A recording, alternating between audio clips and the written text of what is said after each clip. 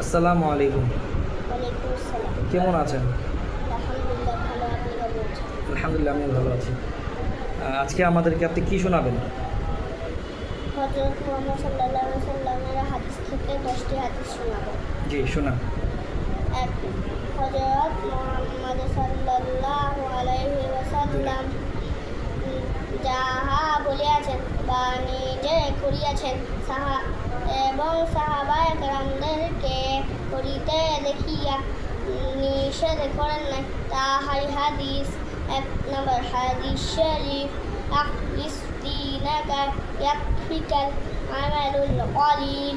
হাদিস শরীফের অর্থ, তোমার ঈমানকে খাঁটি করো, অল্প আমলই নাজাতের জন্য যথেষ্ট হইবে।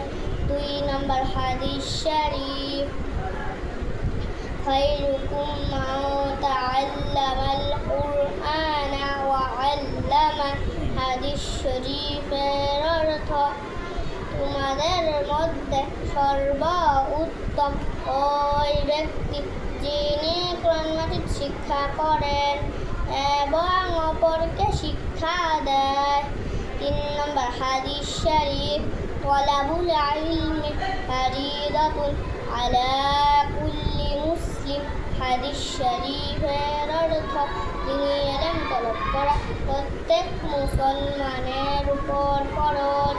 4 নম্বর হাদিস শরীফ, আত-তুহুরু শাতরুল ঈমান। হাদিস শরীফের অর্থ, পবিত্রতা ঈমানের অঙ্গ। 5 নম্বর হাদিস শরীফ, মিফতাহুল জান্নাতিস সালাহ।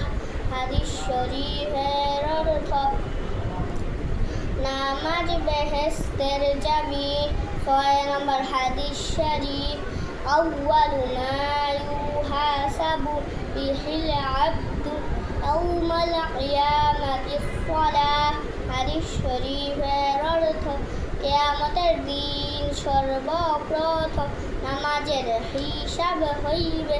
7 নম্বর হাদিস শরীফ, হাদলুল আলিমি আলাল আবিদি কাফাদলি আলা আদনাকুম। হাদিস শরীফের অর্থ, তোমাদের মধ্যে সর্বাপেক্ষা ছোট ব্যক্তি হইতে আমার মর্তবা যত বড়। এলেম আবেদের চেয়ে একজন খাঁটি আলেমের মর্তবা তত বড়।